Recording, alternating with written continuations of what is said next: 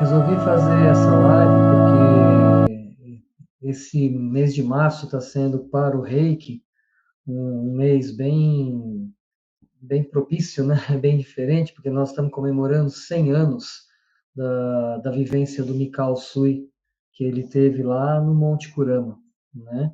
Que foi quando ele recebeu, redescobriu, a gente fala, o Reiki, né? Trouxe de volta essa energia para o corpo físico, né? Foi justamente em março de 1902 que o Mikao teve essa experiência lá no Monte Kurama, e a partir daí ele foi desenvolvendo essa técnica que hoje nós chamamos de Reiki. Então, eu quero começar falando um pouquinho sobre esse grande mestre Mikao, né? O Mikao, nós temos bastante informações sobre ele, graças a alguns pesquisadores, né, que foram atrás da história do Mikao. E hoje em dia nós sabemos que o Mikao nasceu em 1865, né? E, e ele era filho de serralheiro, né? Ele era o segundo filho da família. Ele ia herdar, pela tradição japonesa, ele ia herdar o trabalho do avô. Mas, para nossa sorte, antes dele chegar a essa idade e tudo mais, essa destilaria do avô dele acabou falindo, não vingando, né? E o Mikao foi buscar outras coisas na vida dele, né? Como ele já tinha mais ou menos essa perspectiva, a hora que isso aconteceu, ele ficou meio que, entre aspas, perdido, né? Buscando um caminho para ele, buscando coisas para ele, tentou vários negócios, tentou várias coisas na vida dele, né? Agora, uma coisa que eu acho que é muito importante as pessoas saberem é que desde jovem, né, o Mikao ele já se interessava por essas questões, né, de energia, tanto que ele começou a praticar uma arte japonesa chamada Kiko, que é como se fosse o Qigong, né? Na realidade, vai um pouco além, porque esse Kiko é uma arte que mescla exercícios respiratórios com meditação, com exercícios físicos, tanto que mais para frente o Kiko foi uma das bases de fundamentar o karatê, né, no Japão. E o Mikao ele praticava o Kiko com bastante afinco, né, a ponto de quando ele se tornou adulto, ele chegou ao grau máximo de conhecimento. Ele virou um sensei, um mestre, né, de Kiko. E o Kiko mexe muito com a energia vital, que no Japão é chamado de Ki, né? E então ele tinha um conhecimento e um trabalho próprio da sua própria energia vital, do seu próprio Ki, que ele praticou desde jovem, com, de novo, com meditação, com respiração, com exercício físico, né? E isso foi conduzindo ele na vida, né? Fazendo com que ele tivesse esse domínio dessa energia e já desde então já sabia que dava para trabalhar com cura a partir dessa energia aqui, dessa energia vital. Dava para trabalhar com cura, como mestre de Kiko, como professor de Kiko, ele já praticava e já fazia isso, né? Já tinha esse interesse. Um, Mais para frente, uma coisa que foi importante foi que o Mikao virou um secretário de um. Me fugiu a palavra agora, deixa eu só lembrar, de um diplomata japonês. Veio a palavra, de um diplomata japonês. E o Mikao virou o braço direito desse diplomata, né? E ajudou ele em várias coisas, e com isso ampliou muito o conhecimento dele sobre várias questões. E vou colocar uma curiosidade agora, que é interessante, que é assim, teve uma época que esse diplomata estava fazendo umas negociações entre o governo do Japão e o alto escalão da marinha japonesa, né?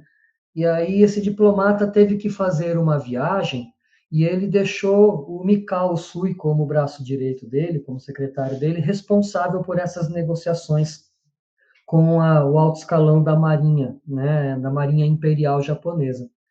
Então, Mikao conheceu muitos, né, generais e pessoas de alto escalão dentro da marinha japonesa, né? E aí ele foi tocando a vida dele, né? Que chegou uma época que ele resolveu que ele queria realmente, depois de buscar muito conhecimento, que ele queria realmente entrar para a vida de monge, né? E aí ele foi se tornar um monge budista. Ele foi para um monastério para poder viver e ter toda a vivência mesmo de monge, para se tornar um monge. E nesse monastério foi que ele começou então a entrar em contato com os símbolos que nós chamamos de símbolos sagrados do Reiki, né? Nesse monastério ele começou a trabalhar lá, a fazer as meditações, a vivência dele, a estudar mais profundamente as escrituras, conhecer os símbolos e foi se aprofundando na técnica toda. E segundo diz, né, por exemplo, o Ajahn Peter, o Mikao chegou uma época, né, da vida dele, que ele já estava lá mais ou menos há uns 3 anos, lá vivendo nesse monastério, já como um monge budista mesmo, que ele falou que ele queria encontrar a iluminação, digamos assim, né? Ele queria elevar o padrão vibracional dele. E ao conversar com as pessoas lá, os diretores e tudo mais, eles falaram que o Mikao já tinha passado, digamos assim, das fases de um ser humano possíveis de alcançar o que ele queria. Então, o Mikao decidiu ir lá para o Monte Kurama, né? Fazer aqueles 21 dias de jejum, meditação e oração. E na mente dele era como se tivesse assim: eu vou para lá para fazer isso, para ver se eu encontro a iluminação, se eu encontro isso que eu estou querendo, essa frequência, essa energia, se eu manifesto isso em mim, né? E se não der certo, eu prefiro até morrer, prefiro desencarnar, ir embora. Pode parecer estranho para nós aqui, né? Mas a cultura japonesa é diferente. Eles têm essa consciência de reencarnação muito forte e alguns até sabem que se você não consegue cumprir algumas coisas nessa vida, você pode abandoná-la porque você vai reencarnar e você vai ter oportunidade aí de cumprir aquilo que você não conseguiu nessa vida. E o Mikao diz que ele foi então para o Monte Kurama com esse intuito, né?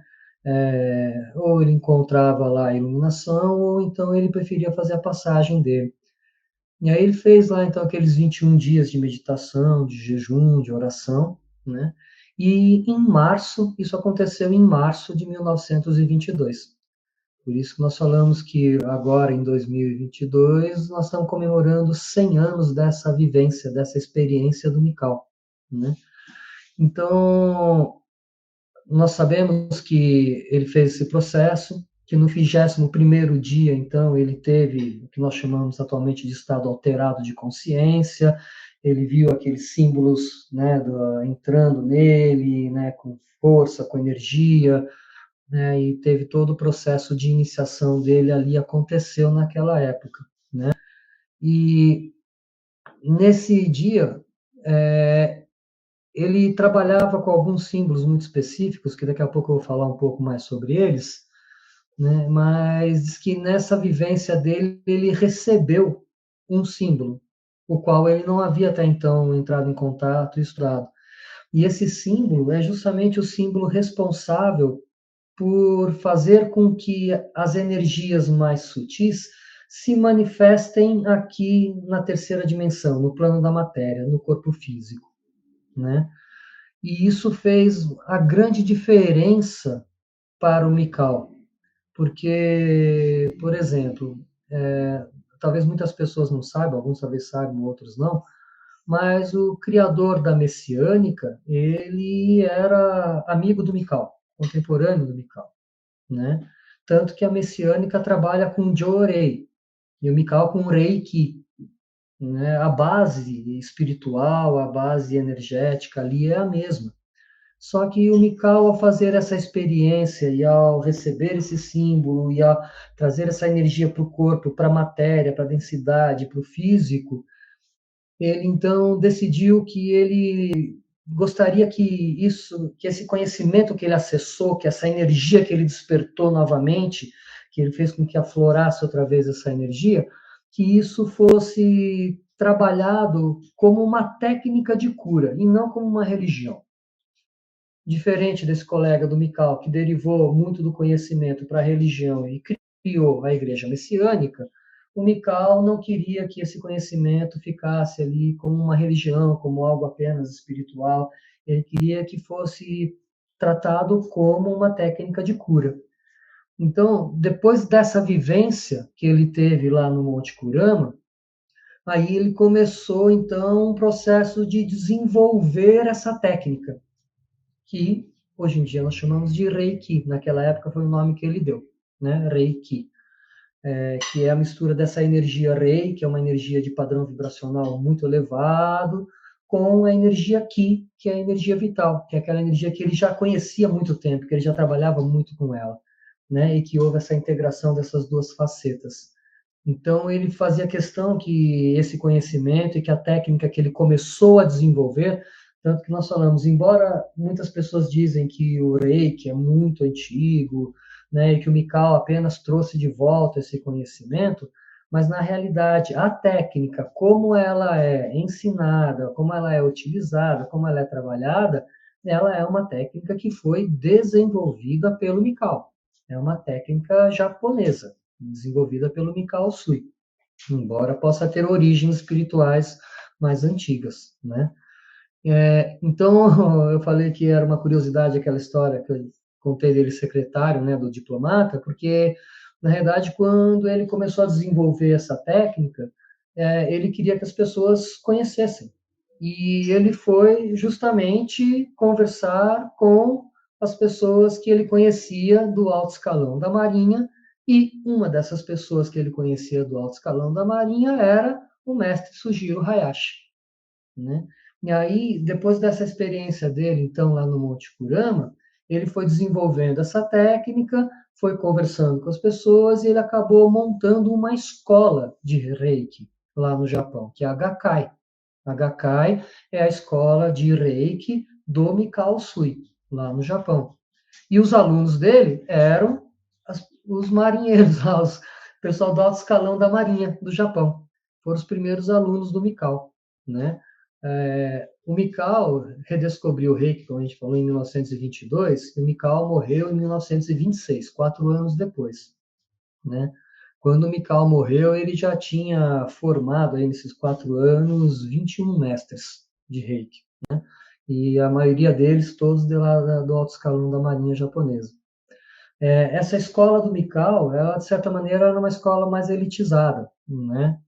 Mas teve um evento que aconteceu que foi muito importante para a popularização do Reiki, que foi em 1923, houve um grande terremoto no Japão que praticamente destruiu a cidade de Tóquio, né? E a cidade de Yokohama. E o Mikao e os alunos dele foram socorrer as pessoas, foram tratar as pessoas que estavam machucadas, que sofreram, né, com esse terremoto. E nisso o reiki se popularizou muito lá, né? Muitas pessoas ficaram conhecendo porque eles se dedicaram a cuidar dessas pessoas, a tratar essas pessoas que estavam machucadas depois desse terremoto, sofrendo. E aí o reiki ganhou uma popularidade muito grande lá no Japão e ficou sendo conhecido lá, né? Para chegar aqui no Ocidente, né, o Mikao, pouco antes de vir a falecer, o Mikao faleceu por um AVC, tá? Ele teve um AVC, ele já tinha tido alguns durante esses anos, nesses 4 anos de vida dele, mas em 1926 ele teve um que foi fatal, que levou ele a óbito. Mas antes disso ele já tinha pedido para o Mikao Hayashi, perdão, para o Sugiro Hayashi, perdão, o Sugiro Hayashi, para ele se desligar da Gakkai e criar uma escola própria de Reiki, né? Diz que o Mikao tinha tido um sonho onde ele tinha visto a escola de Reiki dele se fechando e sustentando esse conhecimento, né, como algo de poder próprio, como existem muitas ou existiram muitas escolas, né, e doutrinas secretas que guardam conhecimento só para alguns, né?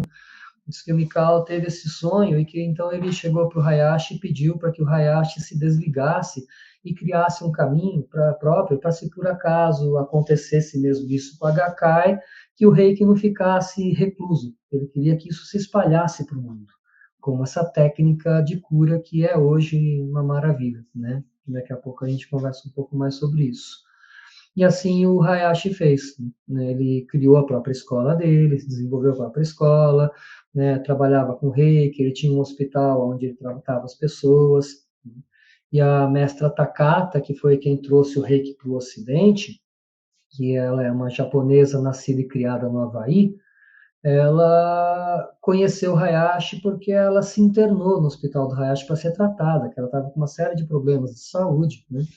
E ela se internou e foi tratada e foi curada lá nesse hospital do Hayashi e ficou maravilhada com a cura que ela recebeu, né? Porque segundo alguns médicos tradicionais, alopatas, ela precisaria passar por cirurgia, precisaria de uma série de procedimentos invasivos.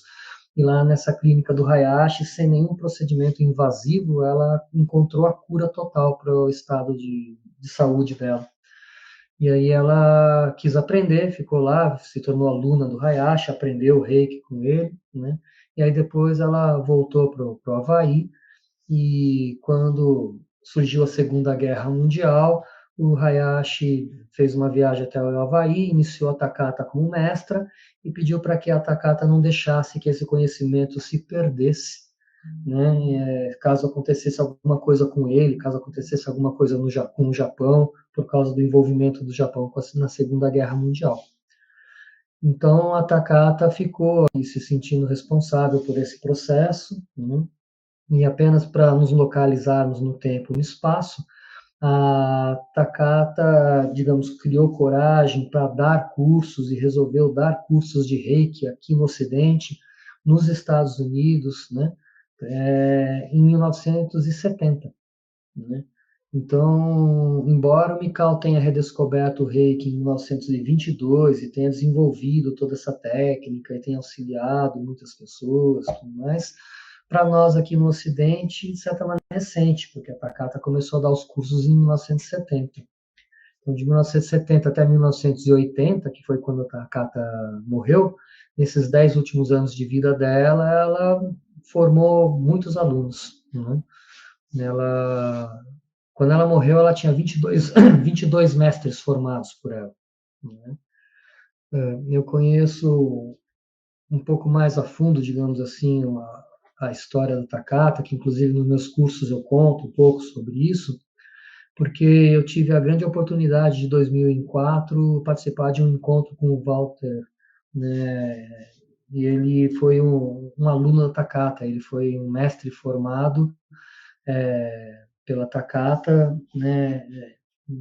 O, junto com a neta dela, a Phyllis, que foi a presidenta da Reiki Alliance durante muito tempo, né?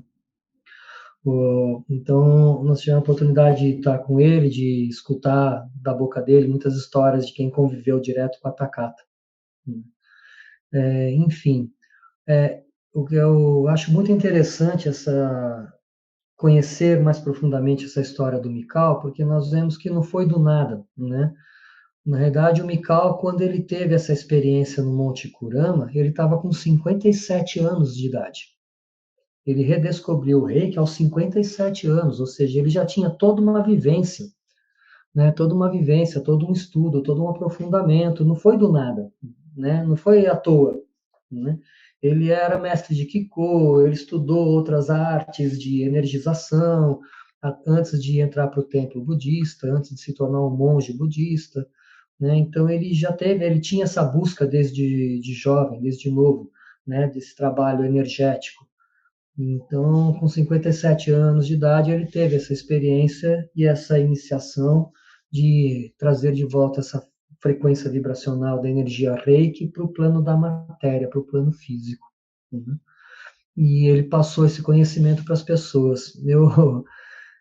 Eu brinco, né, de certa maneira, mas é uma brincadeira séria no meu curso, que na realidade o Mikao Usui ele descobriu uma fórmula, né, um jeito, uma maneira de transmitir essa frequência vibracional, iniciar outras pessoas, fazer com que essas pessoas tivessem essa energia com ela, vibrando nela e através dela, né? E através dessa forma que nós utilizamos na iniciação, quando nós fazemos a iniciação de uma pessoa, E isso faz com que você não precise, claro, ficar aí fazendo 3 anos de monastério budista, estudando Kiko a vida inteira, né? Ele acelerou esse processo, né? Ele trouxe essa bênção para as pessoas, essa bênção para a humanidade, né? De poder restabelecer, resgatar isso, né? Essa frequência vibracional. Por isso que a gente diz assim que o Reiki, né, ou o Reiki, como dizem os japoneses, é uma técnica, de certa maneira, simples, né?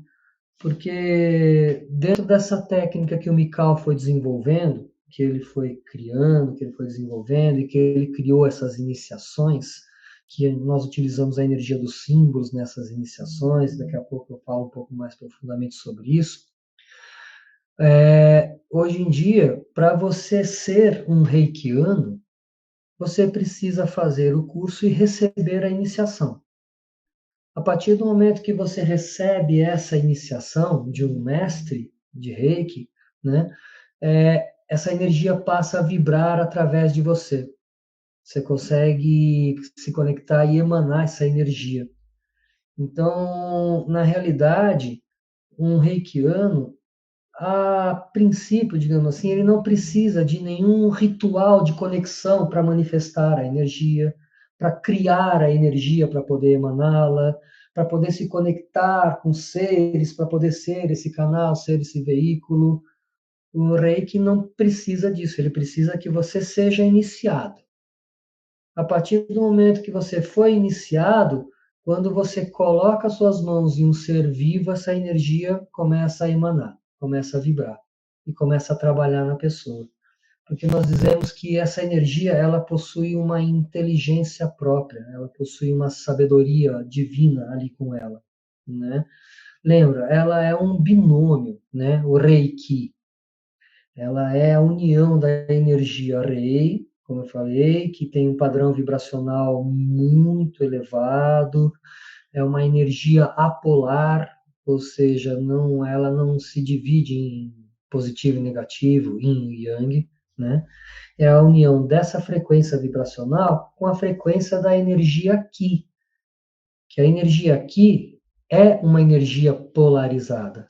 Ela tem yin e yang, positivo e negativo. E ela é uma energia eletromagnética, né? Tem eletricidade e magnetismo. E isso vibra, né? Faz com que os corpos respondam a isso. Então, eu costumo dizer que quando nós estamos trabalhando com o Reiki, que é a união dessas duas frequências, na realidade, você está fazendo um processo de elevação vibracional de toda a energia do corpo, da energia de cada átomo, de cada célula, né? Isso está sendo elevado, né, a vibração de cada um deles. Eu costumo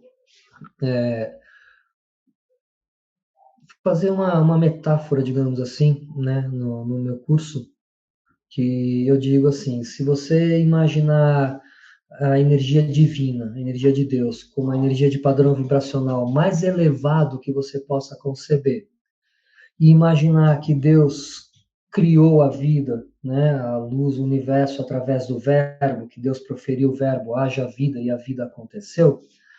Imagine Deus, aquela energia de padrão vibracional muito elevado, proferindo, né, o verbo, haja vida, e essa energia se emanando dele para poder criar a vida, e conforme essa energia vai se afastando daquela fonte primeira, ela vai diminuindo um pouquinho o seu padrão vibracional, porque ela se afastou daquela fonte primeira, que era Deus muito vibrante, ela foi se afastando e foi diminuindo um pouquinho do padrão vibracional, até chegar a um ponto em que ela fica lenta o suficiente para se bipartir. A hora que ela se biparte, ela cria, porque nós sabemos que a polaridade é estritamente necessária para a criação. Tanto que eu falo, para você criar uma nova vida, um novo ser humano, você precisa do homem e da mulher, do yang e do yin. Para você fazer com que a luz acenda em uma lâmpada, você precisa que dentro do interruptor da parede tenha um cabo de energia negativo e um de energia positivo. Se não tiver essa polaridade, a luz não surge, não aparece. Então, a polaridade ela é estritamente necessária para a criação, que é a eletricidade e o magnetismo, estritamente necessário para a criação. Então, a energia Ki é uma energia divina e seria essa energia mais lenta que criou. E ela traz a vitalidade porque ela vibra nesse princípio da dualidade. A energia Rei, ela não está tão lenta quanto a energia Ki. Ela não é aquela energia primeva divina, mas ela ainda tem um padrão vibracional mais elevado que a energia Ki e que contém a polaridade ainda em si. Ou seja, essa energia Rei contém uma inteligência ainda, uma conexão, uma inteligência divina, uma sabedoria divina, que quando a energia Rei encontra a energia Ki, ela começa a elevar o padrão vibracional da energia Ki e relembrar ao Ki o seu princípio original de unicidade, de equilíbrio. Por isso, nós dizemos que quando você está aplicando o Reiki em alguém, aonde tem falta de energia, o Reiki nutre. Aonde tem excesso de energia, o Reiki drena. Né? Então, ele com essa inteligência, com essa sabedoria divina que ele mantém em si, ele faz esse processo de reequilíbrio, de reorganização de todo o padrão vibracional. Por isso, nós dizemos que, na realidade, o Reiki acentua a homeostase. Homeostase é a tendência natural de todo e qualquer organismo em buscar o equilíbrio. Tá? No, me perdoe, mas é que não tem como no meu curso eu vou explicando isso para as pessoas irem compreendendo. E eu quero só trazer mais uma informação que é importante, acho que para a gente entender essa história de homeostase. Imagina assim que o meu corpo aqui está num estado perfeito de equilíbrio, tá?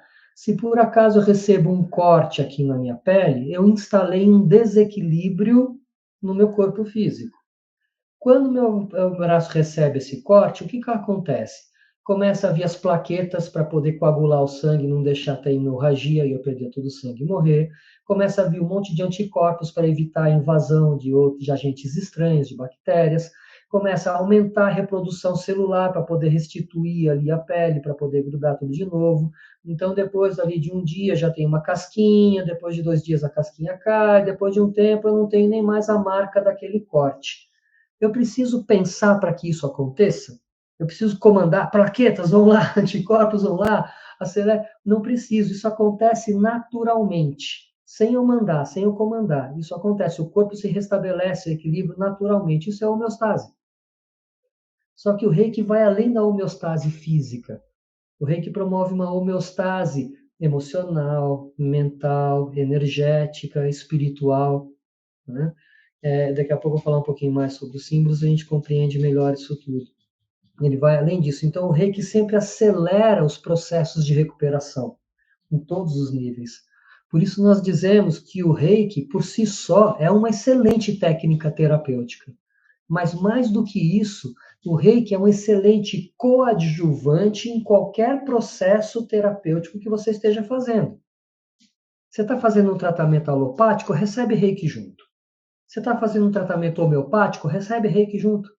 Você está fazendo um tratamento de floral, de litoterapia, recebe reiki junto. Está fazendo um trabalho de psicoterapia, de psiquiatria, recebe reiki junto. Está passando por um trabalho espiritual, recebe reiki junto.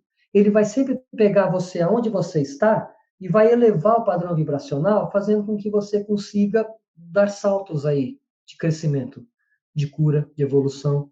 Ele sempre está contribuindo para a elevação vibracional. Por isso eu digo que assim, Mikau trouxe um grande presente para a humanidade, porque através do trabalho com cada pessoa, você acaba elevando o padrão vibracional do planeta. Inclusive, se vocês me permitem, fugindo um pouquinho, né, esse foi o princípio do nome do nosso espaço, Anima Mundi, né? A alma do mundo, o Anima Mundi, a alma do mundo. E na nossa mente está assim, a partir do momento que nós nos propomos a ajudar as pessoas a cuidar de cada um, a alma do mundo é formada pela união da alma de todos os seres. Então, a partir do momento em que nós conseguimos auxiliar uma pessoa no processo de crescimento, de cura, do que for aqui no Anima Mundi, nós estamos contribuindo para a cura da alma do mundo. Por isso o nome é Anima Mundi. Né? Através do trabalho individual, a gente alcança esse todo. né? E nisso eu compreendo muito bem essa bênção, né, que o Mikao trouxe através dessa técnica chamada Reiki, porque por sua simplicidade e por ser uma técnica voltada para a cura, né, sem princípios, dogmas maiores, ela tem o que eu chamo de uma permissividade positiva. Qualquer pessoa pode ser reikiano. Qualquer pessoa, basta fazer o curso e receber a iniciação. Qualquer pessoa tem essa capacidade de trabalhar com essa energia. E um dos grandes benefícios dessa energia é que a hora que você foi iniciado, que você manifesta a energia Reiki através das suas mãos, você não está trabalhando apenas com o seu Ki, você está trabalhando com esse binômio. E isso te recarrega enquanto você está trabalhando. Então, por exemplo, eu fiz curso de cura prânica, né, há muito tempo atrás. E a gente aprende a limpar o campo áurico, a energizar, sentir aonde tem pontos de bloqueio, de sujeira, limpar aquela sujeira e pôr a mão. Mas aí eu preciso usar a energia dos meus chakras para repor a energia, preciso fazer exercícios para estar bem, estar inteiro, para poder estar trabalhando. Com o Reiki, basta eu pôr a mão. A energia vai passando, vai me nutrindo, vai me trabalhando, enquanto vai passando para a pessoa e vai nutrindo e vai trabalhando a pessoa também, né? Uma vez eu estava fazendo um curso, né, de yoga, que eu também dou aula de yoga, né? Eu estava fazendo um curso de pranayama, pranavidya, prana yoga, e aí no intervalo do cafezinho, né, o mestre que estava dando o curso para nós estava conversando com um grupo de espíritas lá, tinha um pessoal de um centro espírita fazendo o curso junto conosco, e aí eles voltaram do cafezinho lá assim, né, com a seguinte questão: não, porque imagina, esses reikianos dizem que, mesmo você estando com seu corpo sujo, você pode pôr a mão e tratar as pessoas, né? Isso não pode, isso é um absurdo, você vai transmitir energia ruim. É a mesma coisa que eu pegar uma jarra de água e jogar num cano sujo, vai sair água suja do outro lado, né? Não pode. E aí, depois, passou um tempo, eu fiquei pensando, né? Como é que eu poderia argumentar, né? Para poder tentar explicar alguma coisa. Aí me veio assim a intuição, né? Eu vou usar esse mesmo exemplo, tá? Eu vou pegar um cano sujo e vou pegar uma jarra de água limpa. O cano sujo seria o meu corpo sujo, seria o meu ki sujo, por algum motivo, sei lá eu, né? Bebida alcoólica, sei lá, o que pode ser essa sujeira que se refere, né? Pensamento ruim, tudo mais. Então meu ki está sujo.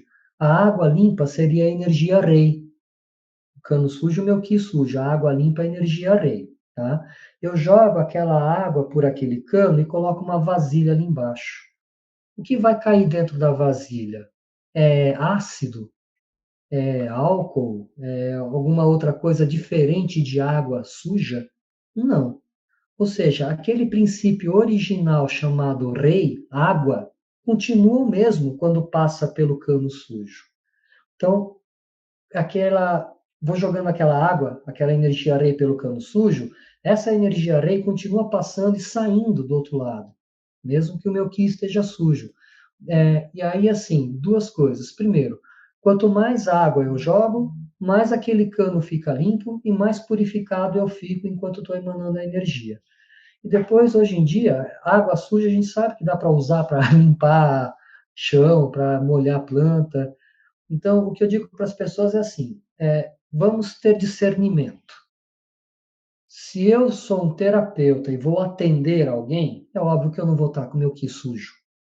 Eu vou me cuidar, eu vou me limpar, vou me organizar para poder atender uma pessoa e ser um terapeuta e estar trabalhando.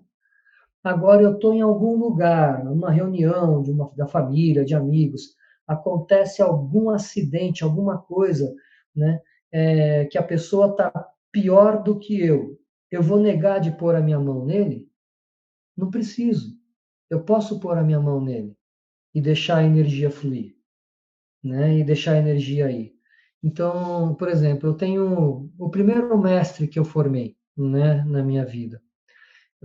Ele ele me contou uma vez que estava lá, ele já estava dando cursos, e ele estava num churrasco com os amigos, né? Não era curso, óbvio, ele estava se divertindo com os amigos e tudo mais, aí tocou o telefone dele, né? Era uma amiga dele dizendo que o filho dela tinha sofrido um acidente, se ele podia fazer alguma coisa. Aí ele chamou 3 alunos dele, que já tinham nível 2, porque com o nível 2 a gente consegue fazer envio do à distância, né? Ele chamou 2 alunos dele, saíram do meio do burburinho, sentaram numa sala e ficaram lá emanando o reiki à distância, mesmo saindo de um churrasco que eles estavam lá, né? E aí emanaram o reiki, passou um tempo, a amiga dele ligou agradecendo um monte, que as coisas se reorganizaram, deu tudo certo, o menino foi atendido rapidamente, as coisas fluíram, né? Ou seja, o reiki é uma energia que flui, que eleva o padrão vibracional, que passa e que trata o terapeuta e quem está recebendo. E você, de novo, não precisa fazer uma conexão, criar a energia, usar uma medalhinha específica, usar alguma coisa, basta pôr a mão. A mestra Takata falava, né? A mestra Takata dizia: Reiki nada mais é do que hands on, hands off. Isso é Reiki, ela falava, né? Ou seja, pôr as mãos e deixar a energia fluir. Tirar as mãos, terminou ali o processo. O Reiki é simples assim, né? E ele é muito eficaz. Tanto que hoje em dia ele está em hospitais, né? Está aqui no setor de psicologia da USP, né? Está no Hospital Sírio-Libanês, está no Hospital das Clínicas, inclusive está no SUS, né? O reiki agora faz parte das técnicas que o SUS oferece, né? Então, ele tem tanto valor, ele é tão reconhecido que ele está sendo aceito e adotado por essas cátedras, né, que são chamadas hospitais, né, que é somente coisas que têm comprovação entram. Se não tem comprovação, não entra, né? Então, é, eu eu tive a grande oportunidade, né, na minha vida de ver o reiki atuando, né? Em 2004, eu participei de um encontro de mestres de reiki, onde nós estávamos buscando caminhos para o reiki, né, aqui no Brasil. Então, um grupo de mestres corresponsável ia entrar em contato com o MEC para ver a história de regularização de cursos, outro em Ministério de Trabalho para ver a regularização do trabalho. E eu e mais 4 mestres entramos em contato com a Associação Brasileira de Medicina Complementar para poder ver estudos com o reiki, né? E aí, na época, o Dr. Paulo Faber estava lá e ele estava nos orientando, nos ajudando nessas pesquisas. E aí ele fez uma proposta para nós, né? Ele chamou uma cliente dele que estava com depressão, estava com o coração inchado, estava com insônia, estava com uma série de problemas, né?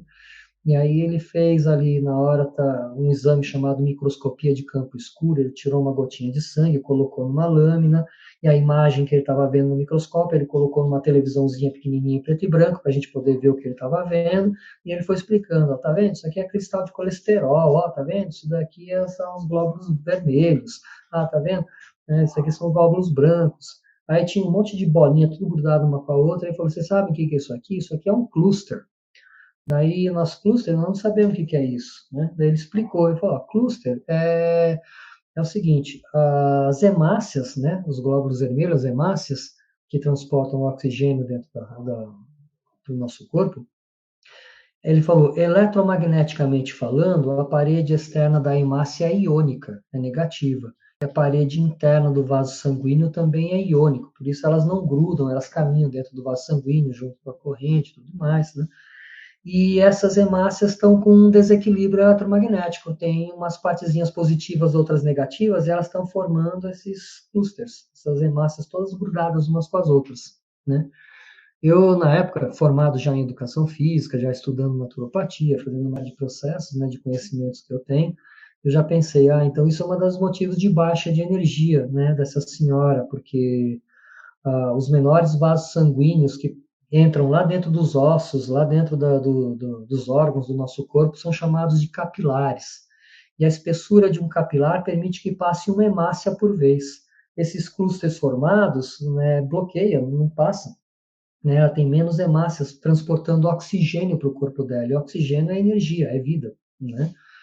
Aí ele falou, bom, então agora eu quero que vocês façam aí o reiki né, nessa senhora, o tempo que é a Dona Clara, o tempo que vocês acharem, e aí eu quero ver se depois vocês conseguiram com o reiki o que eu consigo com a acupuntura, que é ativar os glóbulos brancos, fazer com que os glóbulos brancos fiquem mais fortalecidos. Né? Nós, tá bom. Então nós estávamos em 5 mestres, era eu e mais 4, então eram 10 mãos em cima da Dona Clara, cada um colocou uma mão numa parte do corpo dela e fizemos 15 minutos de reiki nela. Né? Depois desses 15 minutos de reiki na Dona Clara, nós chamamos o Dr. Paulo Fábio para poder repetir o exame e ver se a gente tinha conseguido ativar os glóbulos brancos como ele queria. Né? Aí, óbvio, como um médico, um cientista, né, um pesquisador, a primeira coisa que ele falou, mas já 15 minutos só? Vocês acham que só com 15 minutos vocês conseguem, né? Aí nós falamos, nós não sabemos, nós estamos experimentando, né? Nós estamos em 5 mestres, são 10 mãos em cima dela, a gente acha que talvez 15 minutos já dê para ter algum resultado. Então, vamos lá. Aí ele furou o dedo dela, colocou lá na lâmina, colocou no microscópio, jogou a imagem na televisão.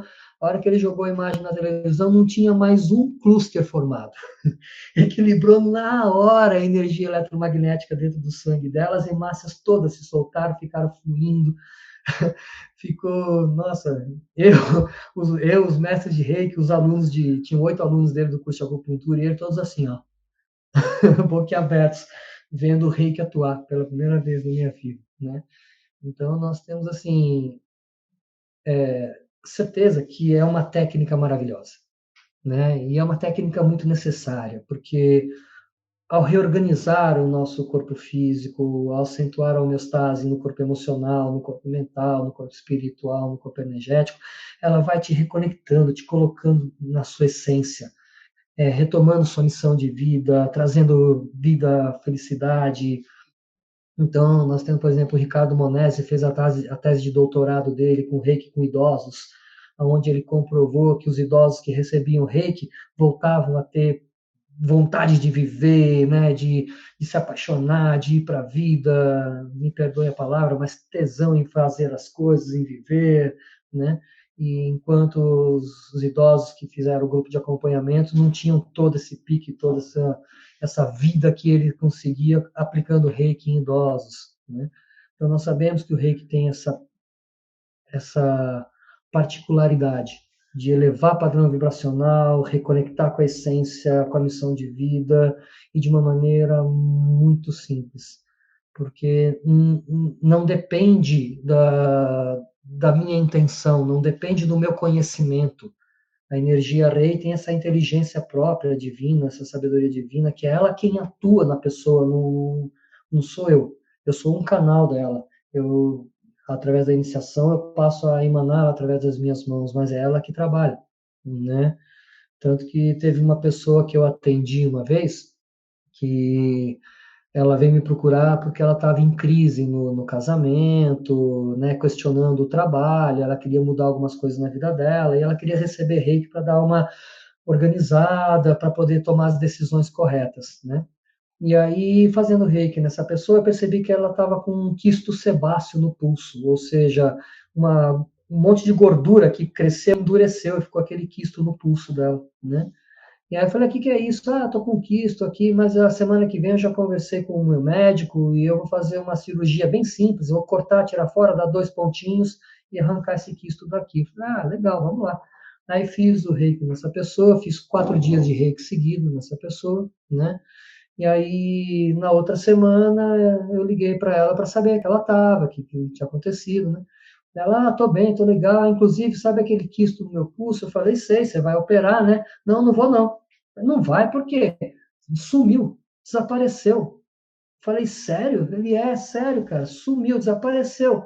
Ou seja, o reiki, né, com a sua inteligência divina, com a sua sabedoria divina, foi atuando no corpo daquela pessoa e além de equilibrar a pessoa, aquele padrão psicoemocional que estava gerando aquele desequilíbrio foi tratado.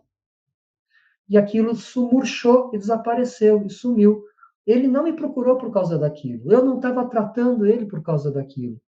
Né? Eram outras questões. Mas o reiki, por si só, com sua inteligência divina, foi atuando, equilibrando, organizando. Então, por exemplo, no meu curso de Reiki 1, eu dou alguns exemplos de coisas que aconteceram e tudo mais, mas eu vou entrar na parte energética. Eu vou falar sobre anatomia energética, sobre os chakras, sobre a aura, e como que o reiki, sobre somatização de doença, e como que o reiki vai atuando em tudo isso, como que ele vai atuando na causa, e ele vai reorganizando todo esse processo, né? E trazendo a pessoa para o eixo, para o centro dela.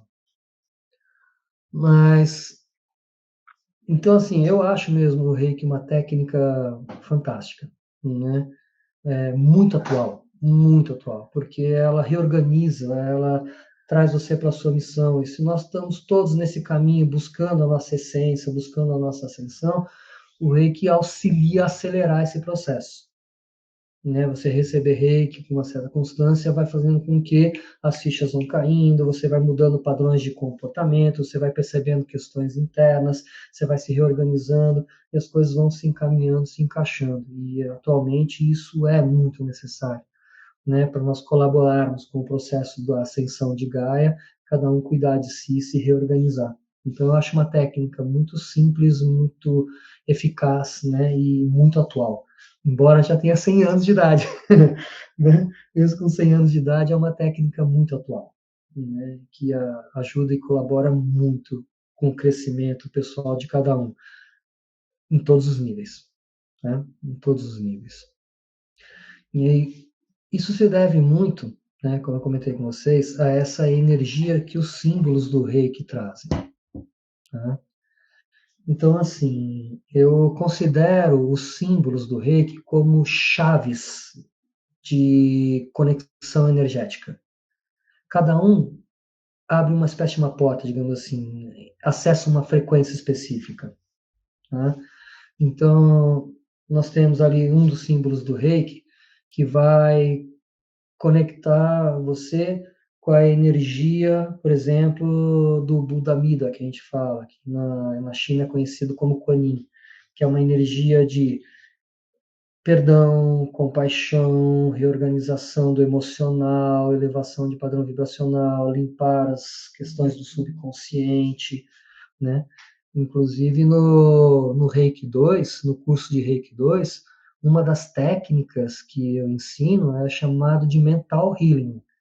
E essa técnica é uma técnica específica para mudança de padrões de comportamento, para mudança de padrões de subconsciente. Né? E o mental healing ajuda a nós mudarmos padrões de comportamentos repetitivos. Né? A gente vai reorganizando esses padrões através desse mental healing, porque esse símbolo ele vai atuar no subconsciente, reorganizando o emocional, trazendo essa consciência de auto-perdão, de compaixão, né? de reorganização mesmo desses padrões mais densos. Né?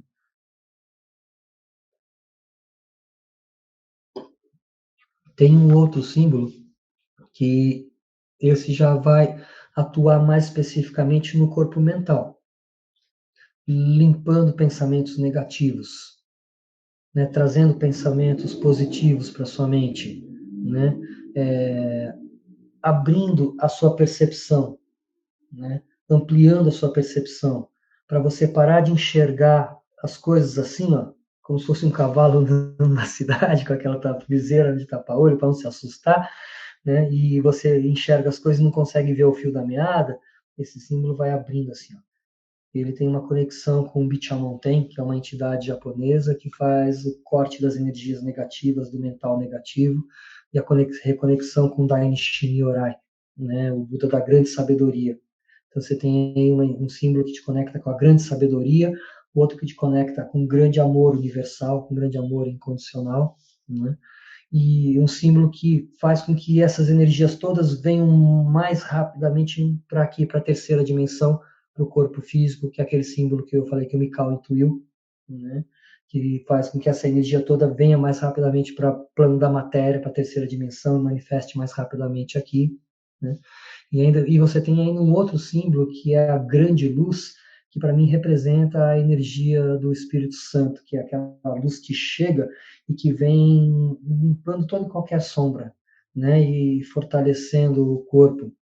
Então, você tem um, digamos assim, uma reconexão, um fortalecimento da sua essência divina através desses símbolos, né? Conforme você recebe eles. Então, numa iniciação de Reiki, nós vamos colocar esses símbolos, digamos, no seu campo áurico, né? E eles passam a estar ali com você como se fosse uma antena, que a hora que você liga o seu aparelho, né, que você coloca a mão em alguém, como a Takata fala, hands-on, essa antena capta essas vibrações, essa energia vem através de você e é emanada para onde você está colocando ali as suas mãos. A hora que você faz o hands-off, essa energia fica ali de forma latente, é uma antena que está ali colocada no seu campo energético, né? Então, as iniciações do Reiki, elas são esse fortalecimento, tanto que eu acho muito bonito, né? Quando eu fiz o curso de Reiki japonês, que é o resgate lá da origem, como o Mikao trabalhava o Reiki, Nagakai e tudo mais, eles dizem que cada iniciação que você recebe é um convite ao seu Buda interior, para que ele manifeste, para que ele venha à tona, né? A iniciação é uma Shakti, é uma energia inteligente que entra em você e começa a limpar sombras, a reorganizar processos internos, né? Ela mexe muito conosco, ela limpa e nos coloca de volta no nosso caminho, limpando as nossas sombras, né? Então, eu acho bonita essa imagem. Cada iniciação é um convite ao Buda interior, para que ele se manifeste, para que ele aflore, né? Para que você possa ampliar a sua percepção, a sua consciência, né? E, e assim, uh, conversando, né, com mestres, como eu falei, eu tive essa grande bênção na minha vida de participar desse círculo de mestres, então eu tenho contato com muitos deles, né? Inclusive, alguns deles estão ainda até hoje junto com o Arjava Peter, e o Arjava Peter está desenvolvendo um trabalho junto com o filho do Hayashi, né? Então, a gente volta à fonte, né? Ao início, né? Conversando com esses mestres. Mas a gente compreende, né, que essa iniciação ela é muito importante. Ela é a parte mais importante do curso. A Takata brincava, né? Reiki é hands-on, hands-off, o resto é tudo tentativa de teorização, a Takata brincava. Então, assim, eu posso transmitir toda a teoria para vocês, por aqui online, conversar, como eu tenho feito. Os meus cursos atualmente, eu tenho feito assim. A parte teórica eu tenho ministrado pelo Zoom, ainda por causa desses protocolos todos que a gente estava tendo. A parte teórica eu estava ministrando pelo Zoom, se explicando, passando tudo, né? E a primeira iniciação, aí eu faço ela presencial. Porque essa primeira iniciação, ela é muito importante. E eu preciso, o termo que eu gosto, que eu uso, eu falo, eu preciso imantar os símbolos no seu campo energético, no seu corpo de energia humana, como diz a Barbara Brennan, autora do livro Mãos de Luz, né? Eu preciso imantar esses símbolos no seu campo, né? E para isso eu preciso dessa energia do mestre presente ali, né? Eu gosto dessa palavra imantar, porque assim, se você for pensar bem, né? O que é o imantar? Eu posso pegar, por exemplo, uma chave de fenda, que é um pedaço de ferro, e através de um processo de imantação, essa chave passa a criar uma energia em volta dela, ela passa a ter uma energia em volta dela, que ao se aproximar de outro metal é puxado para ela se torna um ímã. Então, através de uma imantação, aquele pedaço de ferro ganhou poder, ganhou uma energia eletromagnética em volta que é capaz de atrair determinadas coisas. Quando eu falo que na iniciação nós imantamos os símbolos no seu campo energético, eles são realmente colocados ali, e a partir dessa imantação dos símbolos no coronário, no cardíaco, na mão, no frontal, você passa a ter esse poder, você passa a ter essa energia, que ao colocar a mão, essa energia flui e vai fazendo o trabalho, porque aí vem ali a consciência de um Buda Amida, de um Dainichi Nyorai, de um Bishamon-ten, e vai atuando junto com você no processo, e você como aquele ser capaz de fazer com que essa energia se manifeste no aqui e agora, se manifeste na terceira dimensão, no plano Terra, né?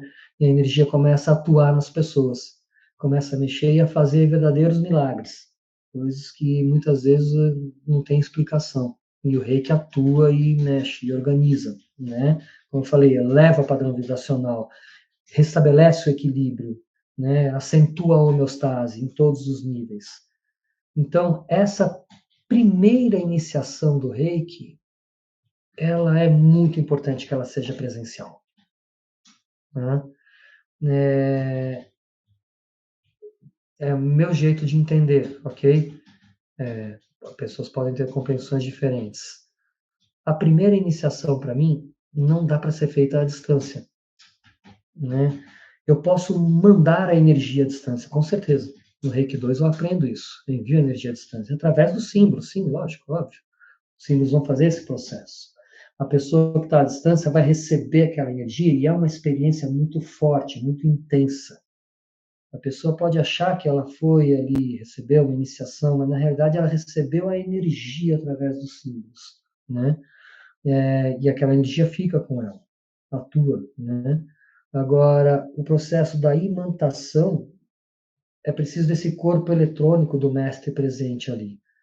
Agora, depois dessa primeira iniciação, que você já está com os símbolos imantados no seu campo energético, outras iniciações aí eu posso fazer à distância, porque os símbolos já estão imantados em você. Você já está com eles ali, a antena já foi colocada. Me perdoem, por favor, a comparação, mas é aquela história assim, um celular ou um carro Tesla, né? Onde eu preciso montar o celular e colocar ali os componentes nele, onde eu preciso montar o Tesla e colocar os componentes dele.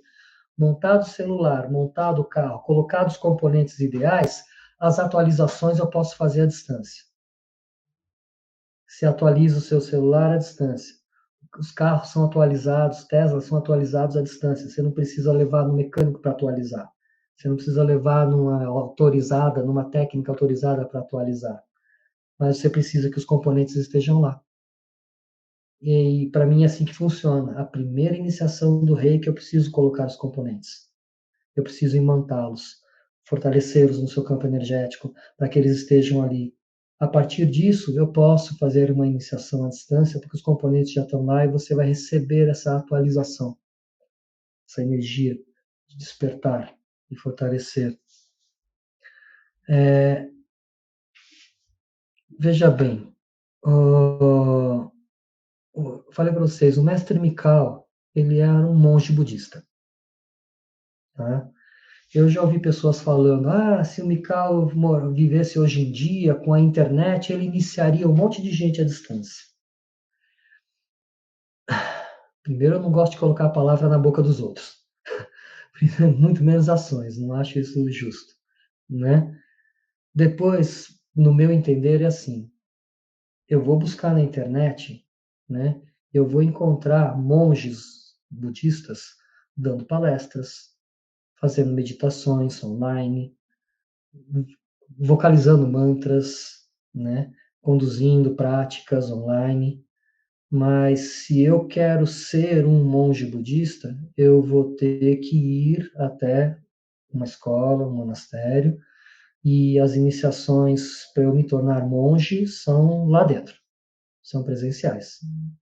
Eu não sei se vocês já viram, mas eu nunca vi um monge budista dando uma iniciação pela internet, né? E o Mikao era um monge budista. Ele trabalhou, as pessoas vão falar, mas ele conseguiu receber os símbolos sem ter nenhum mestre que pudesse colocar os símbolos nele. De novo, ele era mestre de Kiko, estudou várias técnicas, foi para um monastério, viveu 3 anos ali no monastério, fazendo todas as práticas de um monge, né? E aí ele foi para fazer os 21 dias dele, ou se iluminava ou morria. Se você fizer tudo isso, com 57 anos de vida, de repente você consegue, né? Mas sem tudo isso, você receber assim, né? Eu me desculpa, eu não consigo compreender, né? Me perdoem, mas isso para mim vai além da minha capacidade de entendimento. Então, como eu falei, é possível curso à distância? Sim. É possível a iniciação à distância, contanto que não seja a primeira iniciação? Sim. Né? Então, então, assim, ó, com esse tipo de consciência, tá?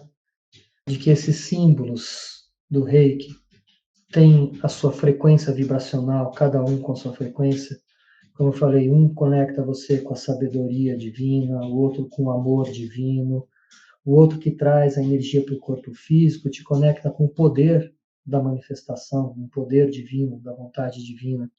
O outro representa a grande luz, a grande iluminação, né, a energia do Espírito Santo, que é por onde Deus opera, por onde Deus obra, né? Com isso, para mim, a união desses símbolos vai ativar, fortalecer ali as características da sua essência divina, da sua chama trina, vai limpar o seu mental de pensamentos negativos, vai limpar o seu emocional de emoções mais baixas, mais densas, e vai insuflar em você o amor incondicional. E isso tudo é o caminho para a manifestação da energia da quinta dimensão aqui no plano Terra. A quinta dimensão não é desaparecer, não é sumir, não é. A quinta dimensão é um padrão vibracional aonde só acessa quem tem pensamento amoroso. Quem cultiva o amor incondicional, quem não julga, não critica, não bate, não, quem tem um outro patamar de atuação de consciência. E os símbolos do Reiki vão insuflando e trazendo isso para você e ajudando você a acessar isso. Todos nós temos esses padrões vibrando aqui em nós e na nossa volta. E se vocês repararem, todos nós temos momentos que a gente acessa essa energia e depois a gente cai de novo, depois acessa e cai. Isso faz parte. Com esse trabalho dos símbolos, com a iniciação, com esse trabalho dos símbolos, você vai conseguindo acessar cada vez mais frequente essa energia. Então, para mim, os símbolos do Reiki ajudam no processo da manifestação da energia da quinta dimensão aqui e agora. Né? O Mikao, ele adotou para o Reiki, né, alguns princípios, que é somente por hoje não se irrite, somente por hoje não se preocupe, somente por hoje seja grato a tudo e a todos, somente por hoje trabalhe-se arduamente, somente por hoje seja amável com tudo e com todos. E não se esqueça que você faz parte do tudo e do todos, né? Seja amável com você também. E então, além da parte energética, um reikiano, quando entende o que é o reiki e começa a praticar esses princípios, esse caminho da quinta dimensão fica muito vivo, muito aberto, né? Se você não se preocupa, não se irrita, né? Aliás, no meu curso eu explico cada um desses e trago bem para a consciência que isso não é um bicho de 7 cabeças, que de certa maneira dá para a gente trabalhar isso, né? Enfim, era isso que eu queria trazer para vocês, esse tipo de consciência. Se alguém tem alguma pergunta?